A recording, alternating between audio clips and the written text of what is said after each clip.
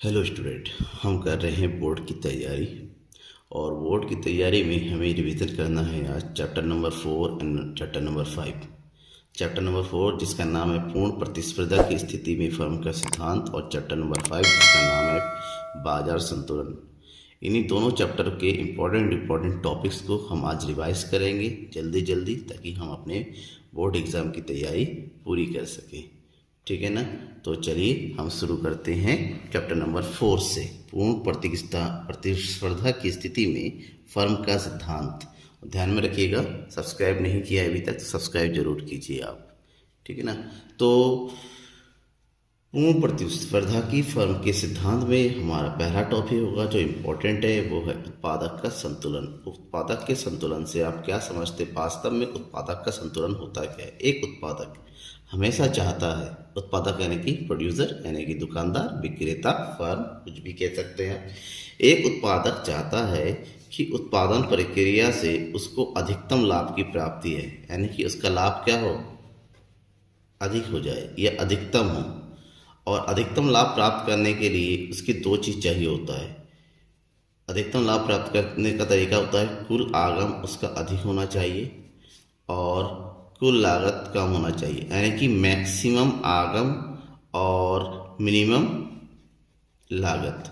कुल आगम माइनस कुल लागत बराबर लाभ। जिस बिंदु पर लाभ अधिक से अधिक होगा उसी बिंदु को हम उत्पादक का संतुलन कहते हैं, क्योंकि यहाँ पर लाभ जो है क्या होता है, अधिक होता है, सबसे अधिक होता है, जबकि उसकी हानि जो है न्यूनतम होती है। इन दोनों कंडीशन में से एक कंडीशन पूरा होना चाहिए, तभी हम कहते हैं उत्पादक का संतुलन होता है। अब उत्पादक के संतुलन को हम दो तरीके से समझ सकते हैं। उत्पादक का संतुलन, और ये जो दो तरीका है वो कौन कौन सा है? पहला है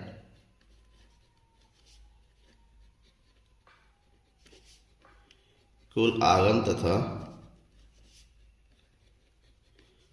कुल लागत रीति, और दूसरा है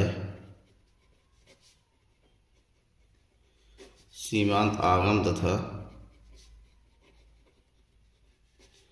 सीमांत लागत विधि।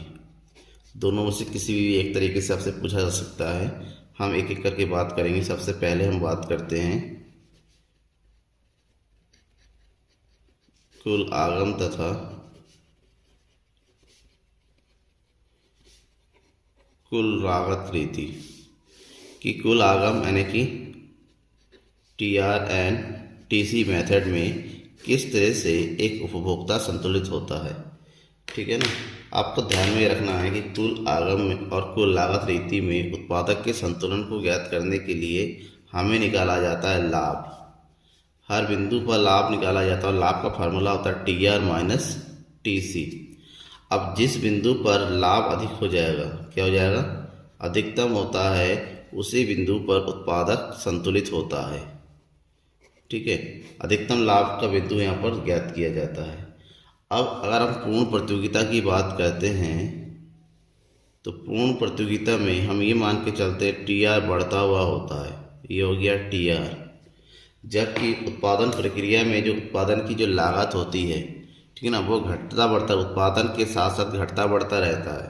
तो हम ये मान के चलते हैं कि उत्पादन जैसे जैसे बढ़ता चला जाता है, उत्पादन लागत पहले तो घटती हुई होती है फिर बढ़ता चला जाता है। ठीक है ना, इस तरह से। तो जिस बिंदु पर दोनों के बीच में सबसे अधिकतम जो है अंतर होगा, क्योंकि ये TC है और ये TR है, सबसे अधिकतम अंतर देखिए इस बिंदु पर हो रहा है। यहाँ पर ये बिंदु अधिकतम अंतर का बिंदु है। ठीक है। अब ये जो बिंदु होगा इसका KN नाम देते हैं इसका, यहाँ पर जो है उसको अधिकतम लाभ की प्राप्ति हो रही है, जबकि यहाँ पर TC और TR दोनों बराबर है, जिसको बोलते हैं break even point. Break even point. और एक दूसरा ब्रेक इवन पॉइंट है यहाँ पर भी है, इसको हम नाम देते हैं S, और ये हो गया T, ये हो गया Q1 और ये हो गया Q2। ठीक है ना। तो यहाँ पर हो गया हमारा आउटपुट और ये हो गया रेवेन्यू एंड कॉस्ट। तो ऐसे में तो ये यहाँ पर ये जो KN है हमारा अधिकतम लाभ वाला बिंदु, जबकि एस जो है एक ऐसा स्तर है जहां पर हमारा टी आर और टी सी दोनों बराबर है, यानी कि इसके ऊपर अगर वो उत्पादन करेंगे तो लाभ नहीं हानि की प्राप्ति होती है, क्योंकि यहाँ पर टी सी ज़्यादा हो जाएगा और टी आर कम हो जाएगा।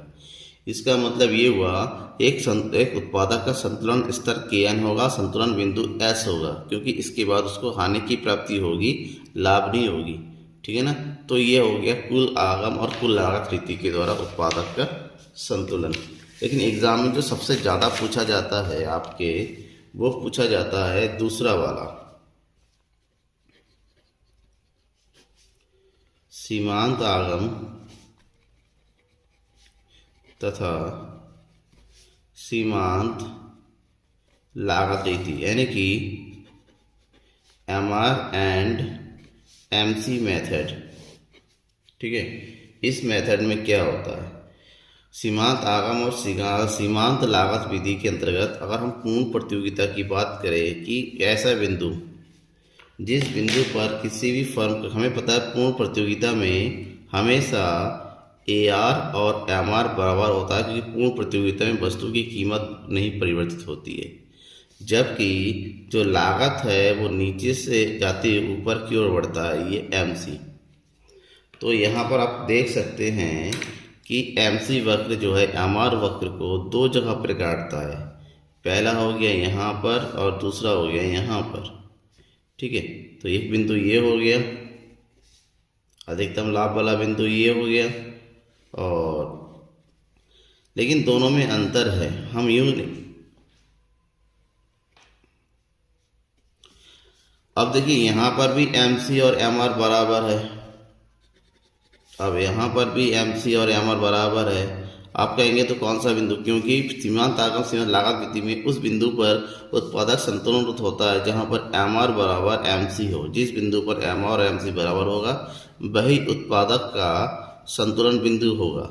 लेकिन यहाँ पर जो है अभी लाभ की शुरुआत हुई, यहीं पर बराबर है, इसके बाद जो है उत्पादन प्रक्रिया में लाभ की प्राप्ति हो, क्योंकि ये बिंदु तो हो नहीं सकता, क्योंकि उसके बाद ही उत्पादन होगा।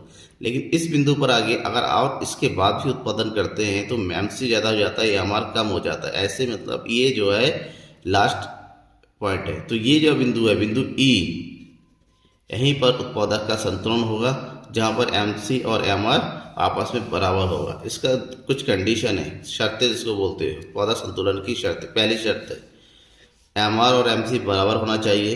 दूसरा, MC MR को नीचे से काटना चाहिए। ठीक है ना। देखिए यहाँ पर MC MR को नीचे से काट रहा है, और जबकि तीसरा, ठीक है, तीसरा है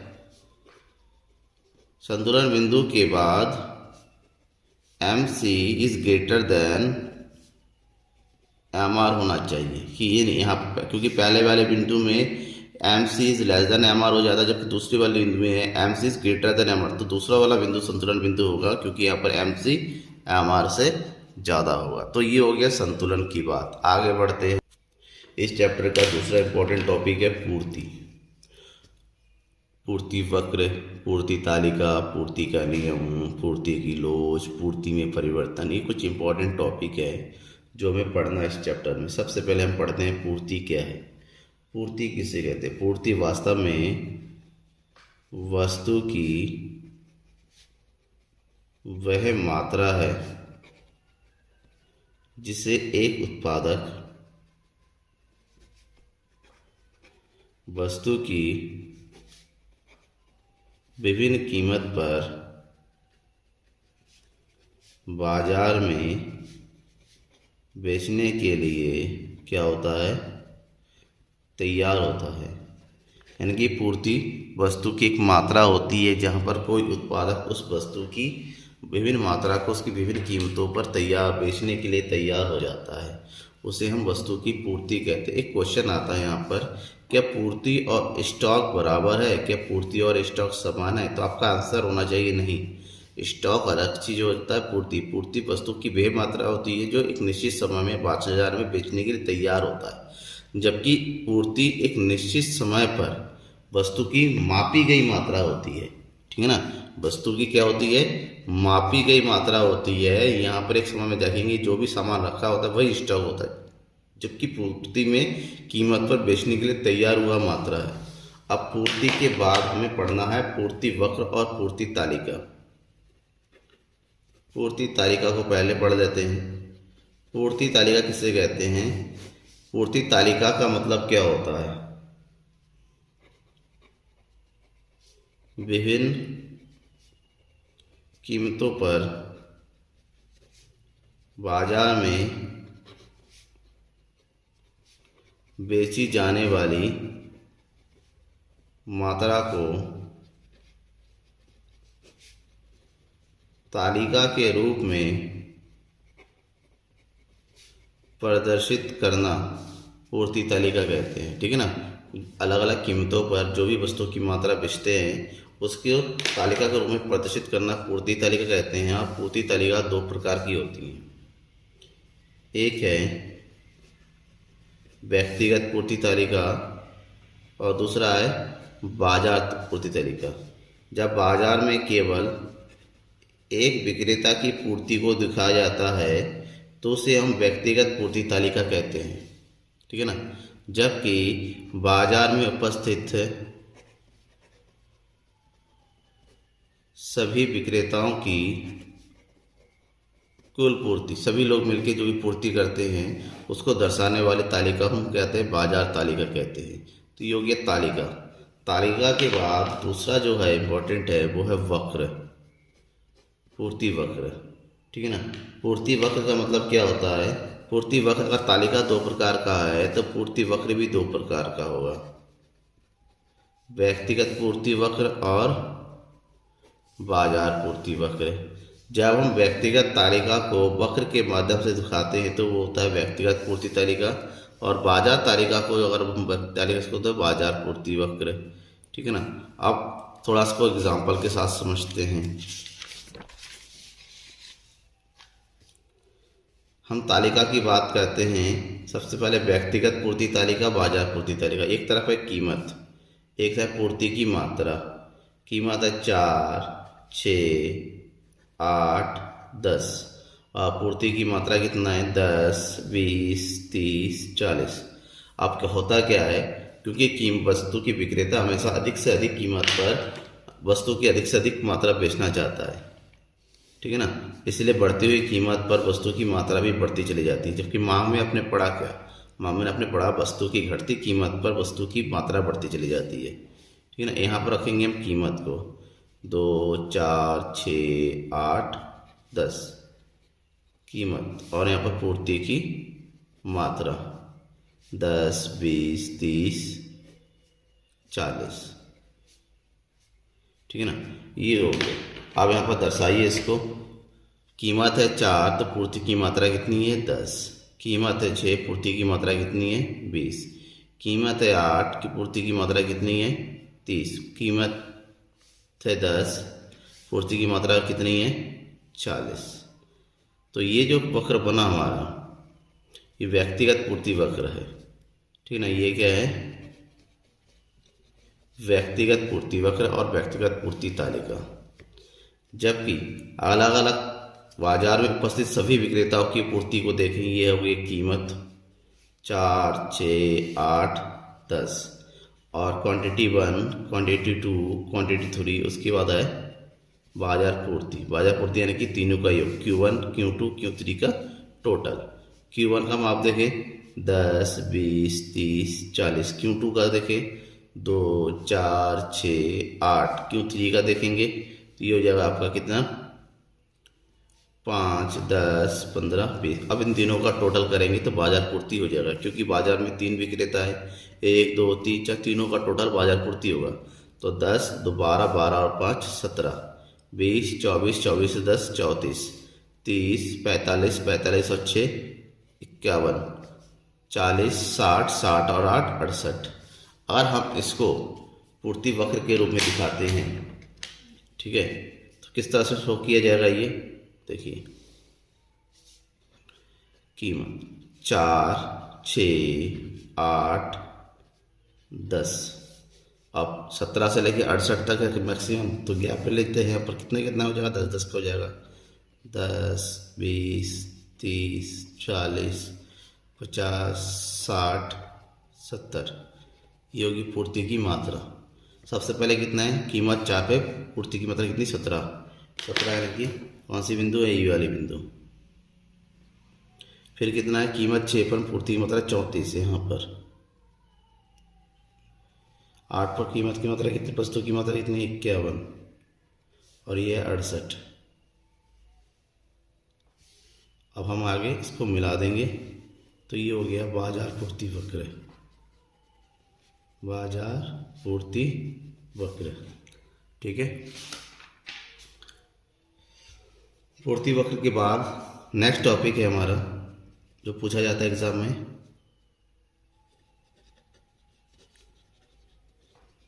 पूर्ति फलन। पूर्ति फलन किसे कहते हैं? पूर्ति फलन का मतलब होता है वस्तु की पूर्ति तथा पूर्ति को प्रभावित करने वाले कारकों के बीच संबंध को हम पूर्ति वक्र। हमें ये देखा जाता है वस्तु की पूर्ति की मात्रा और उसको प्रभावित करने वाले कारकों के बीच क्या संबंध है, उसे हम पूर्ति फलन कहते हैं। ऐसे में जो है एक्स एस यानी कि सप्लाई ऑफ कमोडिटी, एक्स का मतलब कमोडिटी इक्वल टू एक्स वस्तु की कीमत P F T N G E X और जी पी, ये हो गया इसका फार्मूला। अब हमें ये देखना है कि कौन कौन से कारक ऐसे हैं जो पूर्ति को प्रभावित करते हैं। यानी कि हमारा अगला जो टॉपिक है वो है पूर्ति को प्रभावित करने वाले कारक या फिर पूर्ति के, इसको कहते हैं निर्धारक तत्व। कौन कौन से कारक है जो पूर्ति को निर्धारित करते हैं? तो सबसे पहले हम इसमें पढ़ेंगे वस्तु की कीमत, वस्तु की खुद की कीमत। वस्तु की खुद की कीमत किस प्रकार, अगर वस्तु की कीमत अधिक है, बढ़ती है, वस्तु की पूर्ति भी क्या होगी, बढ़ेगी। अगर वस्तु की कीमत कम है तो वस्तु की पूर्ति भी क्या होगी, कम होगी, ठीक है ना। यानी कि सीधा संबंध है, प्रत्यक्ष संबंध होता है वस्तु की पूर्ति में और उसकी मात्रा में। दूसरा, संबंधित वस्तु की कीमतें। संबंधित वस्तुओं की कीमतें ये किस प्रकार से प्रभावित करती है? ध्यान में रखना, किसी वस्तु विशेष की पूर्ति और उससे संबंधित वस्तु की कीमत से अप्रत्यक्ष रूप से संबंध होता है, ठीक है ना।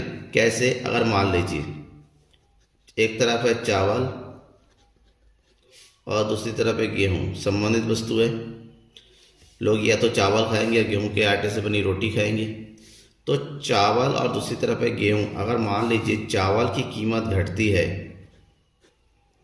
ठीक है, अगर चावल की कीमत घटती है तो गेहूं की पूर्ति बढ़ेगी, ठीक है ना। चावल की कीमत अगर घटती है तो गेहूं की पूर्ति बढ़ेगी। इसके विपरीत अगर चावल की कीमत बढ़ती है तो गेहूं की पूर्ति क्या हो जाएगी, घटेगी, ठीक है ना। तो ये ऐसे संबंधित वस्तु की में इस उल्टा संबंध होता है एक दूसरे में। उसके बाद क्या है,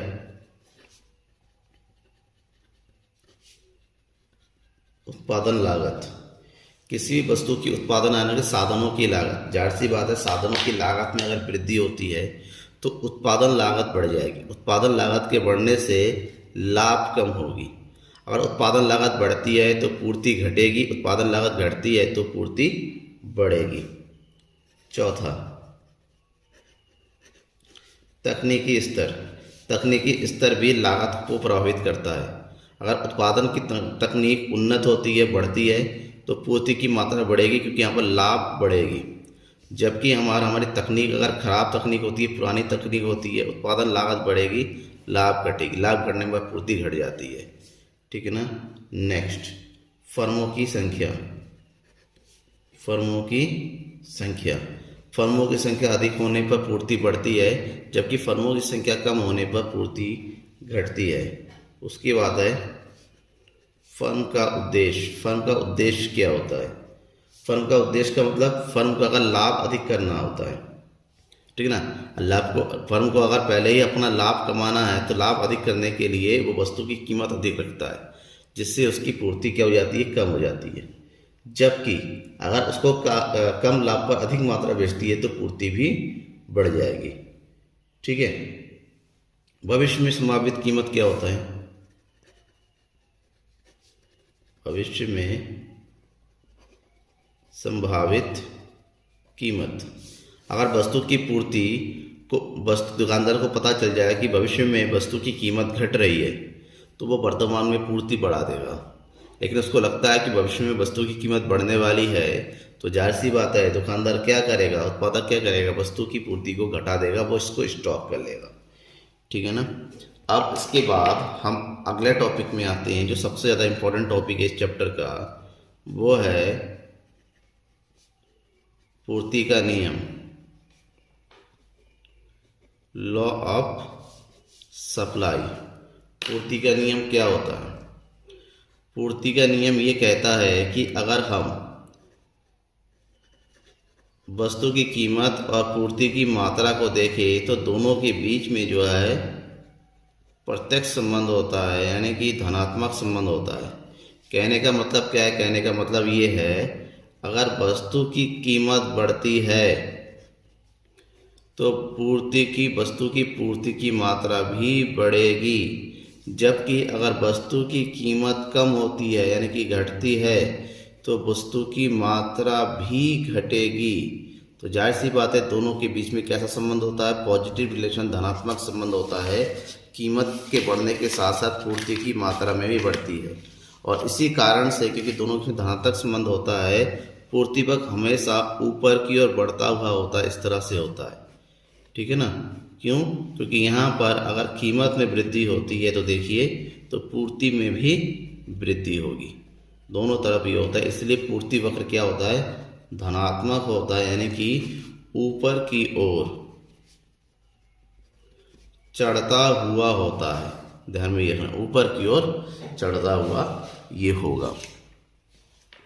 इतना होने के बाद हम आगे अगर बढ़े तो आगे बढ़ते हुए क्या है हमारा टॉपिक? वो है पूर्ति में परिवर्तन। पूर्ति में परिवर्तन दो प्रकार से होता है, जैसे कि मांग में परिवर्तन आपने पढ़ा था, ठीक है ना। पूर्ति में परिवर्तन पहला क्या है? पूर्ति वक्र पर संचलन, और दूसरा होता है पूर्ति वक्र का खिसकाव। पूर्ति वक्र का संचलन किस कारण से होता है? पूर्ति वक्र का संचलन होता है कीमत में परिवर्तन होने पर, जबकि जो पूर्ति वक्र का खिसकाव होता है कीमत के अतिरिक्त, कीमत को छोड़ के कीमत के अतिरिक्त क्या, किस कारण से? अन्य कारकों में परिवर्तन के कारण, ठीक है ना। तो यहाँ पर केवल कीमत में परिवर्तन होता है तब पूर्ति वक्र पर संचलन होता है, यहाँ पर कीमत के अतिरिक्त अन्य कारकों में परिवर्तन होता है तब पूर्ति वक्र का खिसकाव होता है। और कीमत का जो संचलन होता है वो दो प्रकार से होता है, ये दो प्रकार से होता है। एक होता है पूर्ति वक्र का विस्तार और दूसरा होता है पूर्ति वक्र का संकुचन। और पूर्ति वक्र में खिसकाव दो प्रकार से होता है, पूर्ति वक्र में वृद्धि और तथा पूर्ति वक्र में कमी। इन्हीं को पढ़ते हैं चलिए थोड़ा सा। अब पूर्ति वक्र में विस्तार कब होता है? पूर्ति वक्र में विस्तार तब होता है जब वस्तु की कीमत में क्या हो? जब वस्तु की कीमत में हो वृद्धि। संकुचन तब होता है जब वस्तु की कीमत में क्या हो? कमी। अब इसको ग्राफ समझे, ये हमारा पूर्ति वक्र नॉर्मल, ठीक है। ये हो गया पूर्ति की मात्रा, यह है वस्तु की कीमत। आपूर्ति वक्र में हमें दर्शाना है कीमत में वृद्धि हो रही है। नॉर्मल टाइम में ये है वस्तु की कीमत और ये है पूर्ति की मात्रा Q और ये हो गया P, ठीक है ना, ये हो गया S। अब वस्तु की कीमत में वृद्धि हो रही है, यहाँ पर वस्तु की कीमत है ये वाला P1, तो देखिए यहाँ पर हो जाएगा नया स्तर, ठीक है ना, S1, और ये हो जाएगा पूर्ति की नई मात्रा। तो देखिए पूर्ति वक्र ऊपर की ओर केवल विस्तार कर रहा है, अपने जगह नहीं बदल रहा है, केवल नीचे था उसी वक्र पर ऊपर की ओर बढ़ गया। इसको बोलते हैं पूर्ति में विस्तार। जबकि अगर वस्तु की कीमत में कमी होती है, यानी कि कीमत नीचे की ओर डाउन हो जाए, P2 हो जाए, तो पूर्ति की मात्रा यहाँ पर हो जाएगी माइनस में आ जाएगी Q2। ये प्लस में होता है, ये माइनस में होता है, तो पूर्ति वक्र जो है नीचे की ओर आ जाता है। इसको बोलते हैं संकुचन, ठीक है। पूर्ति में वृद्धि और पूर्ति में विस्तार और संकुचन होता है इसको। अब आते हैं इधर, कीमत में के अतिरिक्त अन्य साधन और कारकों में परिवर्तन के कारण या तो वृद्धि होगी कमी होगी, ठीक है ना। अब अन्य कारक कौन कौन से हैं, जैसे फर्मों की संख्या में वृद्धि हो गई तो पूर्ति वक्र की वृद्धि होगी। फर्मों की कमी होती है तो भविष्य में कीमत बढ़ने और घटने वाली होती है तो पूर्ति में वृद्धि होगी, और भविष्य में कीमतें घटने वाली होती है तो पूर्ति में कमी हो जाएगी, ठीक है ना। तो ये जो है आपस में, ठीक है ना, अन्य कारकों को ध्यान में रखना। इसमें तकनीकी प्रगति आता है, इसमें तकनीकी लॉस होता है। तो यहाँ पर उत्पादन के साधनों में की कमी होती है, यहाँ पर उत्पादन के साधनों में वृद्धि होती है। तो अन्य कारकों को आपको ध्यान में रखना होगा। अभी बताता हूँ अन्य कारक कौन कौन से हैं। अभी आपने देख लिया उत्पादन के, अगर अन्य कारकों की बात करें तो कुछ कारक ये है: तकनीकी प्रगति, उत्पादन साधनों की कीमतों में कमी, स्थापन वस्तु की कीमतों में कमी। ये तब की बात है जब पूर्ति में वृद्धि के कारणों की बात करें। अब पूर्ति में कमी के कारण इसका ठीक उल्टा कर दीजिए, ठीक है ना, इसको ध्यान में रखना है, नोट कर लीजिए आप। अब इसको ग्राफिकल रूप में रिप्रेजेंट करते हैं। मात्रा, कीमत, और ये हो गया पूर्ति वक्र, ठीक है, ये हो गया पूर्ति वक्र, और ये हो गया हमारी नॉर्मल पूर्ति PQ। अब होता है क्या यहाँ पर, अन्य कारकों में परिवर्तन होता है। अब पूर्ति में वृद्धि हो रही है। पूर्ति में वृद्धि होने का मतलब ये हुआ कि कीमत में कोई परिवर्तन नहीं हुआ, पूर्ति की मात्रा में वृद्धि हो रही है, ठीक है ना, यानी कि ये वाले बिंदु स्तर S1, यहाँ पर देखिए पूर्ति की मात्रा में वृद्धि। तो ये जो पूर्ति वक्र होता है आगे की ओर बढ़ रहा है, आगे की ओर बढ़ना ही होता है पूर्ति में वृद्धि। नया पूर्ति वक्र रस्ते बना लिया। जबकि अगर कीमतों में कमी होती है, कीमत में परिवर्तन होता है या फर्मों की संख्या में कमी हो जाती है तो ऑटोमेटिक पूर्ति वक्र जो है आगे की ओर खिसक जाता है, ऊपर की ओर। तो यहाँ पर पूर्ति की मात्रा देखिए कम हो जाती है, यहाँ पर माइनस में और ये प्लस में, ही हो गया Q2। इसको बोलते हैं पूर्ति में कमी। यहाँ पर किसका, इसलिए पूर्ति वक्र अपनी जगह छोड़ के आगे और पीछे हो जा रहा है, ठीक है ना। चलिए अब हम बात कर लेते हैं पूर्ति की लोच की, इलास्टिसिटी ऑफ सप्लाई। पूर्ति की लोच किसे कहते हैं? पूर्ति की लोच एक परिमाणात्मक कथन है, अर्थात यहाँ पर मात्रा में परिवर्तन की बात करता है। इसके अंतर्गत यदि कि वस्तु की पूर्ति में वस्तु की कीमत में होने वाले प्रतिशत परिवर्तन के कारण पूर्ति में होने वाले प्रतिशत परिवर्तन का अनुपात पूर्ति की लोच कहते हैं, जिसको शॉर्टकट कहते हैं ES। तो पर फार्मूला बन जाता है आपका ES इक्वल टू होता है पूर्ति की मात्रा में प्रतिशत परिवर्तन भागा वस्तु की कीमत में प्रतिशत परिवर्तन। इस फार्मूले का यूज़ करते हैं, या फिर इसको हम शॉर्टकट में ES equal to delta Q upon Q multiply by P upon delta P में भी दिखा सकते हैं, इस फॉर्मूले का यूज़ करके। न्यूमेरिकल अक्सर पूछा जाता है तब हम इसका प्रयोग करते हैं। ठीक है, जहाँ पर आपकी पूर्ति की लोच निकालने के लिए कहा जाता है। अगर मान लीजिए आपसे क्वेश्चन कहा जाता है कि किसी वस्तु की कीमत ₹5 से ₹10 होने पर वस्तु की मात्रा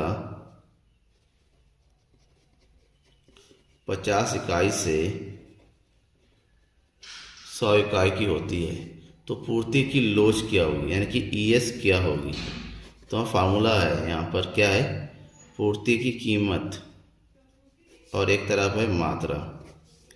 कीमत है 5 तो वस्तु की पूर्ति की इकाई 50, कीमत होगी 10, पूर्ति की इकाई कितनी होगी 100। यानी कि सबसे पहले हमें फार्मूला जो लगाना है यहाँ पर ES equal to delta Q upon Q multiply by P upon delta P वाला लगाना है। तो ऐसे में यहाँ पर हमें सबसे पहले निकालना है delta Q equal to 100 minus 50, तो कितने का परिवर्तन हुआ 50 का, और डेल्टा P कितना हो जाएगा 10 माइनस 5 यानी कि 5। अब इसको उठा के फार्मूला में रखिए, यानी कि ES equal to delta Q यानी कि 50 और Q कितना है 50 मल्टीप्लाई बाई डेल्टा P कितना है, P कितना है 5, डेल्टा P इज 5 से 5 50 1, that is ES equal to 1। इसको बोलते हैं इकाई लोचदार पूर्ति, क्योंकि पूर्ति की लोच भी 5 प्रकार की होती है। ठीक है ना, इसको समझ लेते हैं हम। पूर्ति लोच की श्रेणियाँ। पूर्ति लोच की मुख्यतः 5 श्रेणियाँ होती हैं। नंबर 1,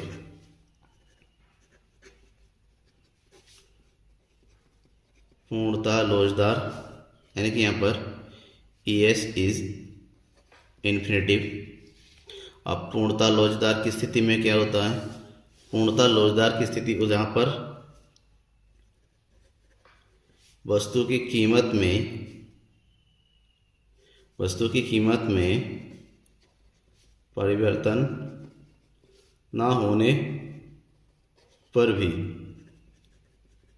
पूर्ति की मात्रा में परिवर्तन अगर होता है तो उसे पूर्णतः लोचदार स्थिति कहते हैं। ऐसी स्थिति में जो पूर्ति होती है, कीमत अपनी जगह पर ही है, तो मतलब यहाँ पर, लेकिन पूर्ति जो है बहुत ज़्यादा परिवर्तित हो जाती है, तो इस स्थिति में जो है ES इज ग्रेटर क्या होता है इन्फिनेटिव। क्यों कि वस्तु की कीमत तो 0 है, उसकी परिवर्तन डेल्टा क्यों क्या है, डेल्टा P 0, तो डेल्टा P 0 है, परिवर्तन कीमत में कुछ नहीं हो रहा है, तो ऐसी स्थिति में जो कैलकुलेशन द पूर्ति लोच क्या हो जाता है, इन्फिनेटिव हो जाता है।